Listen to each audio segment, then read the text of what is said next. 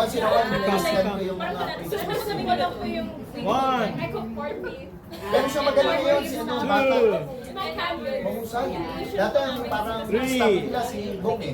Kasi si Bong sa akin ay number one preacher ng day by day.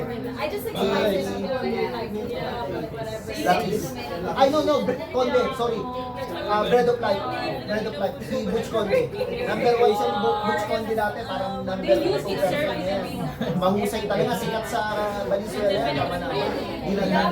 When Mark was there. Napunta sa crossroads dahil sumapili. Nalaglag sa tulay. They never served Parang because nadap ng CCF. Ngayon, parang siyang number 2. Kaya may bagong bata siya na magaling. he still has rice there. He has rice in the Hasta po sa Sunday sa nakaraan. Parang They were like favorite children. yes, hindi na sila magaling. They are very, rich. They are very rich. They couldn't make food, we don't put anymore. He would make something up sometimes, but it's not very good. Because many of the members are businessmen.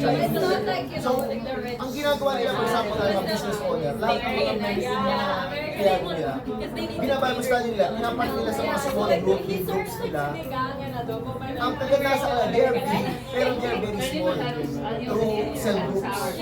Their strength is cell groups. Yung mga cell groups nila, very strong. I've heard of that. Kaya medyo doon sila lumalago. Spinach na lang sana. Mas malapit pa kaysa egg. It's like, it's not so. Yeah.